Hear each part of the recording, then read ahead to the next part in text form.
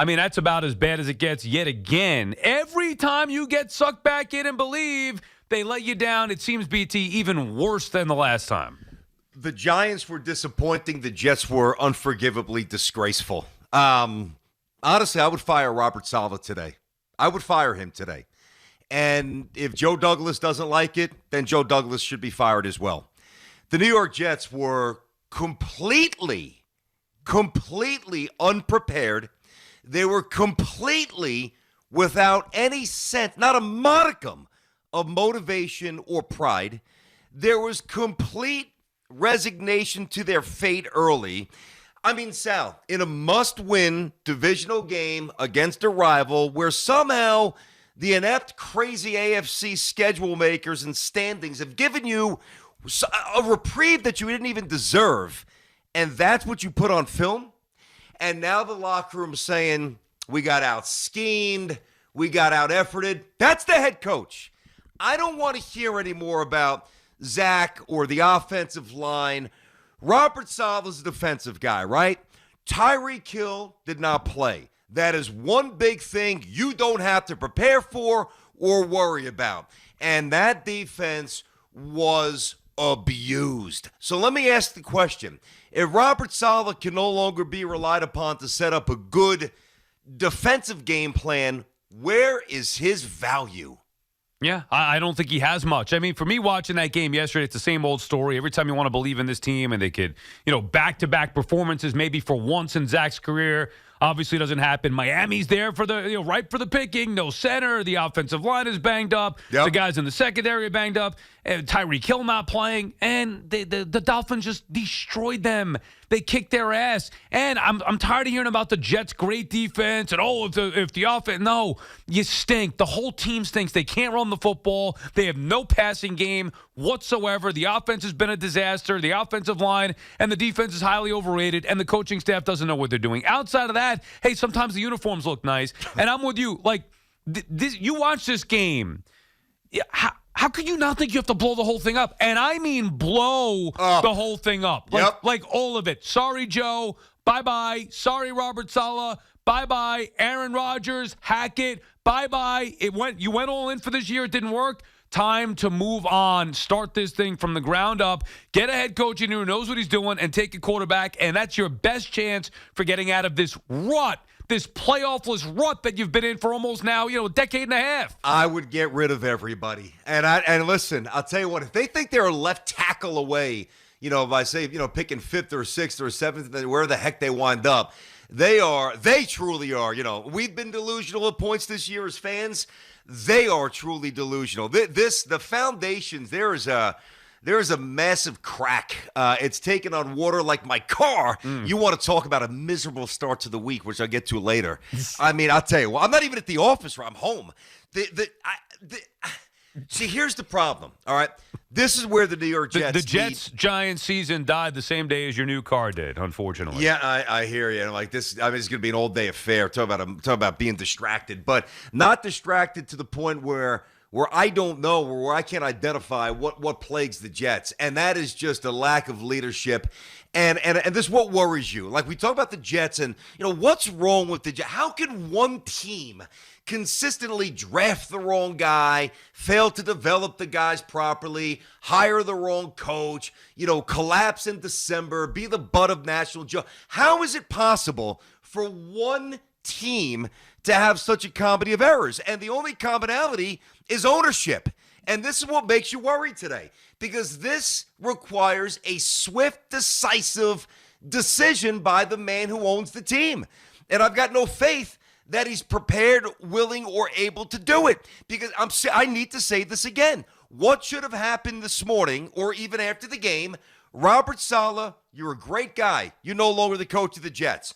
Hackett, you're not being elevated to the interim head coach. You two are gone. Ulbrich, even though your defense got waxed again, we'll make you the interim head coach, and we'll figure this out. We'll get a head start on the offseason. But does anybody really think that Woody Johnson's thinking that? Woody Johnson right now is thinking to himself, oh, boy, if Rodgers didn't get hurt, we'd be averaging 30 points a game. No, you wouldn't. You wouldn't, because your general manager is grossly overrated, and failed to construct the guts of a team. And that's called the offensive line. Joe Douglas has been here, what, 1, 2, 3, 4, basically 5 years? 5 years, dude. Here's the thing. The Jets are 16-32 with Robert Saleh as the coach. Nearly 20% of those games that they've lost have been by 14 points or more. They're not just losing, they're getting destroyed. What are we waiting for? What is the plan, Woody? By the way, before we move on to the Giants here, there are 3 teams that have been eliminated from playoff contention in the AFC: the Titans, the Patriots, and the New York Jets. And one thing that makes the case for Saleh and Douglas way worse than just, oh, hey, well, they lost Aaron Rodgers. Look at the Cleveland Browns. The Browns, they're supposed to have Deshaun Watson, and Deshaun Watson out. They go get Joe Flacco, who's, their 3rd quarterback or 4th quarterback that they've used this year. They're 9-5. By the way, the Browns have a better defense. So not only better defense, more aggression as far as their front office goes to get a quarterback to replace Deshaun Watson, backup quarterback. They're going to go to the postseason at 9-5. They're playing well each week. Why couldn't the Jets do that? Because they have no leadership, and they're visionless. The Jets are visionless. Like you go to the Browns, and I think that's a very good example. Just go to the team they played yesterday. The Dolphins' offensive line was ravaged. They come out without arguably, if he's not the MVP, he's certainly the most outstanding offensive player in the league, and that's Tyreek Hill. And they're doing all these incredibly creative concepts, and they're just gutting a Jets defense. Why? Because they've got an offensive, forward-thinking, smart head coach. The Jets, they employ a jacked defensive coordinator as their head coach. With a nice beard, and he runs a lot of stairs. Look, Jets need to clean house, and I mean Aaron Rodgers as well. All of it gone. It didn't work out. Move on. Get a new head coach. Draft a quarterback. As for the Giants, the one reason why, BT, I'd say that I feel more confident with the Giants, and that was an ugly-ass performance yesterday. The defense was awful. You know, we both talked up each defense here in New York, you with the Jets, me with the Giants on Friday, and they both got destroyed. The Giants could not get a stop. They couldn't get off the field on 3rd down, couldn't get any pressure. And then, now, look, maybe I didn't, I wasn't a former linebacker. Did Kayvon Thibodeau do anything? Like, he's supposed to be a game wrecker. Can you touch? Can you touch Carr? Can somebody tackle Kamara? Like, they got run over all game long. Giants defense was pathetic yesterday, and the offense couldn't get anything going. Now, I still believe in Tommy DeVito. It was a bad game. I liked what he said afterward. But the reason why I think the Giants are in so much better shape is just the consistency and continuity of Shane and Dable. I trust them. They've righted the ship here over the last several weeks to a point where, okay, even though it was a disappointing performance, an awful performance at that in New Orleans against a team that you could have beaten. The Saints stink. They're not very good. But I still trust Shane and Dable moving forward, which is why I feel better about where the Giants are. Obviously not about the postseason anymore this year, but I still feel better about them moving forward into next year. The Giants are in much better shape. You know, the score was ugly. The optics were ugly. And you're right, Thibodeau, I think he only had 1 tackle, didn't do anything. But he wasn't alone. You know, that's just to focus on him. They did nothing. I'm just saying, a guy like that's supposed to be an impact game wrecker. That's what we're talking about with him. In a game where they desperately needed someone to get to the quarterback on 3rd down, where is he? He was invisible. There's no doubt. What was this? This was, I don't know, a couple of minutes into the 3rd quarter. It was still a 7-6 game. Like, at least the Giants came out, and I know that they were ineffective and it was ugly from the get-go, but at least they gave you the semblance of a game. Like, and that's the difference. The Jets have quit on their coach, and the Giants have not. And the Giants coach is a lot better to begin with than the Jets head coach. So I tend to agree completely. I totally agree. The direction of the Giants is, to me, so much more encouraging. And I think if Dable was, and he's not going to be, and nor should he be, but just to prove a point, like if Dable was fired at the end of the year, he would be hired immediately. If Saleh was fired, he's brought in as a DC. That's just the bottom line. It just doesn't seem like the Jet players lack pride, and I don't see that from the Giants. And the Jets have more talent. And unfortunately, BT, we are in the same damn spot again in New York football, where the one thing that both these teams have done consistently for the better part of a decade or close to it is picking the top 10 in the draft. Yeah. I mean, think about that. If I were to tell you the Jets and Giants both Both picking in the top. Like, you could have thought the Giants were going to be bad. Did you think they were going to be top 10 pick? They may be picking top 5. Yeah. I mean, my God. And the Jets, they're both going to be, and they both should be looking for a quarterback. That's where the attention is going to be turned now. Jets should be looking for everything. Giants should be looking for a quarterback. Potentially see what happens with DeVito here. But still, I mean, odds are these teams are going to be picking in the top 10 for sure. Maybe even top 5. You're talking quarterback. Yeah, but here's the problem. Like, I don't think that the Giants, I'm not saying that I wouldn't. The Giants situations, well, it's actually not that different because of Jones with the contract. Yeah, they both should be taking quarterbacks. I guarantee both don't. I think the Giants, I think there's a better chance. And this is the difference. Right. This is the fundamental difference between the Jets and the Giants. The Giants will do what is best for the Giants and for their long-term growth, right? With the hopes of building something and then sustaining it. What the Jets will do, the Jets will try out a Band-Aid, and it'll probably be the wrong person anyway. They'll draft an offensive lineman in their own warped, delusional, moronic football minds. They'll say, well, if we had Aaron Rodgers, we'd be in the Super Bowl. No, you wouldn't. Aaron Rodgers would have got his brains beat. His body would have snapped in half. So what the Jets will do is they will make the short-sighted, unintelligent, reactive decision, because that's the Jets. And the Giants will have more of a, much more of a grounded, measured response. And that's why at the end of the day, the Giants are the Giants. And I know the Giants didn't play well yesterday, but big picture. The Giants are the Giants, and the Jets are the Jets. The Giants will placate no one and just try to do what's best for the organization. The Jets are going to do what's best for Aaron Rodgers at least next year. All right, BT and Sal on the Fan. Our friends at Town Fair Tire remind you that at Town Fair Tire, you always get the guaranteed lowest price on name brand tires from Connecticut to Maine. Nobody beats Town Fair Tire. Nobody. Pete is in Seaford. Pete, starts us off. Guys, there's just so much to talk about with this Jets team. BT, I agree completely. Saleh should have been let go yesterday before he even had a chance to go talk to the media. Woody should have come out and just cleaned house. But here's the problem, and again, you said this. The Jets are going to be so slow, and they're going to solicit opinions from all the wrong places. That's what Woody's going to do about what should happen. And if Aaron has as much control over this team, and I think a lot of us, me included, think that he does, this is so much deeper than just hiring the wrong coach. The Jets are going to run it back with this whole squad next year because they think that Aaron Rodgers is the cure for everything. And they're going to miss out on, I'm not saying he'd come here, but Belichick is going to be out of a job, looking for a job, right? Tomlin is done in Pittsburgh. I was in Pittsburgh last Thursday night. No way. Man at the bar. Yeah, Tomlin's gone. They're gonna look. That was Pittsburgh is the all-time most stable franchise in terms of coaches. They've had like 4 coaches in the whole history of the franchise. I think is it a 3? I thought it was 3. Maybe it's 3. It could be 4, 3. Yeah. Noel Tomlin, Cowher, and then whoever was before Cowher. Yeah, Chuck Noll, wasn't it? Chuck Noll. Yeah. Oh, Chuck Noll, right. But to a man in Pittsburgh last Thursday night after that the Patriots game, everyone's done with him. And I think he's under contract, so they might look to try to trade Tomlin before they just let him go. But I'm telling you, Pittsburgh is done with Tomlin. He's going to be available. Ron Rivera is going to be available. I don't want Ron Rivera. Forget about Ron Rivera. I'm just telling you that there's going to be established coaches who are going to be available. Yep.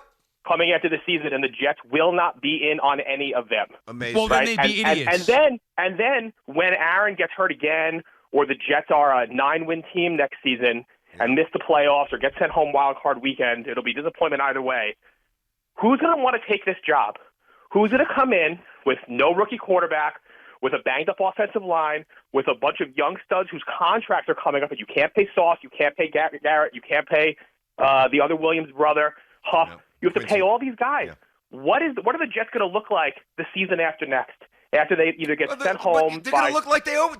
What do you mean? What are they going to? We know what they're going to look like. They're going to look like they always look like. Right. What are they going to look like? Like there's some deep secret that's going to be revealed. Oh, I wonder what the Jets will be next year. They'll be next year what they are this year. What do you think they're going to be? Right, what they were last year and the years before that. Even with this 1985 Bears-like defense, it's the same. You've seen the same thing here. Look around the league. I'm disgusted. You should be disgusted. I truly am. You don't want BT. I'm disgusted with it too. And Jet fans are like, oh, you hate the Jets. No, I don't hate the Jets. I just see them for what they are. Crap. You can't see it because you want to be blinded by hope. And I understand that as a fan. I get it. The reality is they suck. The offense should not be as bad as it is, even with Zach Wilson. If they had a competent offense, if their defense was as good as everybody says, they would be doing what the Cleveland Browns are doing this year. If the GM was as good as everybody says, he would have went out and got Joe Flacco. Think about it. We mock Joe Flacco here. Joe Flacco's slinging it left and right. The Browns are playing well. Why couldn't the Jets be what Cleveland is?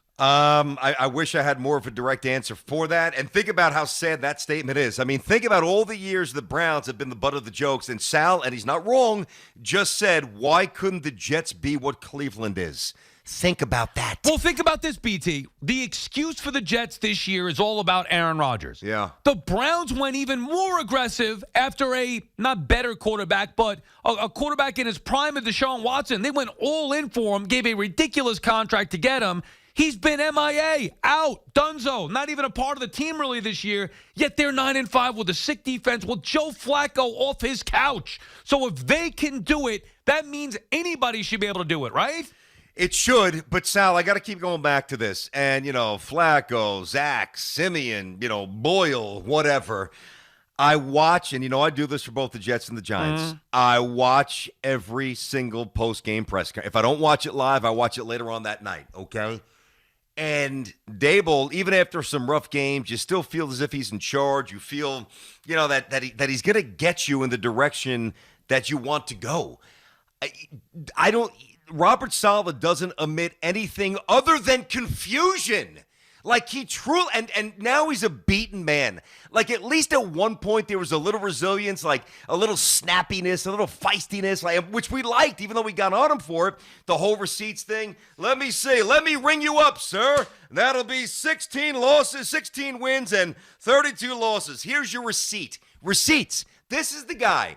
This is the same guy that had the audacity to say that to us back then. And now he gets on the podium or toward the podium, goes up to the after every game, and he looks blankly at us, meekly. He says nothing. He projects nothing. Robert Saleh is not an NFL head coach. I don't care what anybody says. That guy is not it.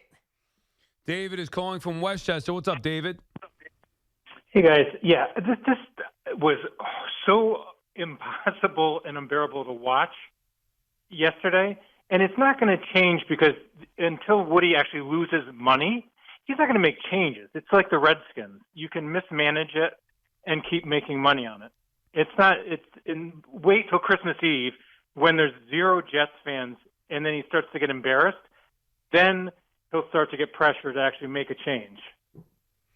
Yeah, I mean, the thing, listen, thanks for the call. Sal, we've been through this where, Met fans wanted the Wilpons to spend more. For years, Knick fans, even though Dolan was always spending, we wanted him gone. Like, there's been different levels of frustration with ownership. George at his craziest and also at his best. We went through the whole gamut of emotions with him and all the other owners in town over the years. The thing about Woody that is complicated is that, number one, he spends the money. It's never a financial thing where we're like, oh, man, why can't you make a play in free agency? Why can't you do this? Why? He's trying. He just is not surrounded by smart football people. And I think the biggest hindrance to the Jets, and I've said this before, what is the difference between a world-class organization and the Jets or others, right? And I'll tell you the difference. Very simple. I'm going to boil it down for you.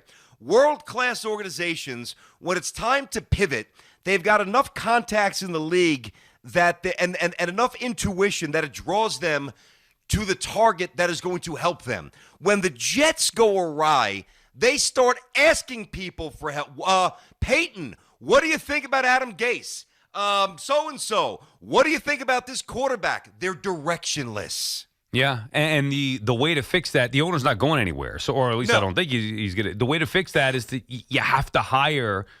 Look, I like Joe Douglas, but he may be a better scout than he is a general manager. You have to hire a president of the team that you trust can run things, somebody with experience, somebody that had success before, and get this thing cleaned up because it's been going on way too long now. Where Woody's tried, just the results aren't there. He continues to hire the wrong people. And I'm all for continuity. If there was anybody that was going to keep out of this whole thing, it would be Joe Douglas. However, his record is what it is. In the amount of time he's been here, it's got to be better to justify keeping him beyond this season. Well, real fast, Sal. Yeah. I know we got to break. Yep. Think about to your point about Joe, and again, Joe's done some good things. We've had this discussion a million times. I like Joe as a person, and I think he's got some qualities that are very redeemable, and it could be an asset, right, in the right spot. But imagine you take, I'll just take an even amount, $100,000. All right, take $100,000, which is a lot of money. Take $100,000 to a financial analyst, right? And you're out to dinner, and you're sitting there talking to your wife. You're like, say the guy's name. Say the analyst's name is Joe. Hey, Joe, I really like Joe. Joe's given us some interesting advice, and he's proven to be savvy with a couple of things here. But, oh, wow, our $100,000 is now down to $17,000. Guess what? If you don't make money on the investment, what the hell good are you? And if we keep saying, well, Joe, he's good at this. Dude, if you don't win, I mean, what good are you? What good are you as a general manager if you don't construct a team that ever gets to the playoffs? I mean, that's how people lose their jobs. Come on, Sal. What are we talking about? The crappy Jets and Giants, for that matter, but it seems the Jet fans are more irate than the Giants, as they should be, because it was more embarrassing. All right, we'll continue. Crazy. Yep, we'll continue with your calls. On the other side, we'll get to the Aaron Rodgers aspect of it coming up in a little bit as well. BT and Sal just getting started on this Monday on The Fan.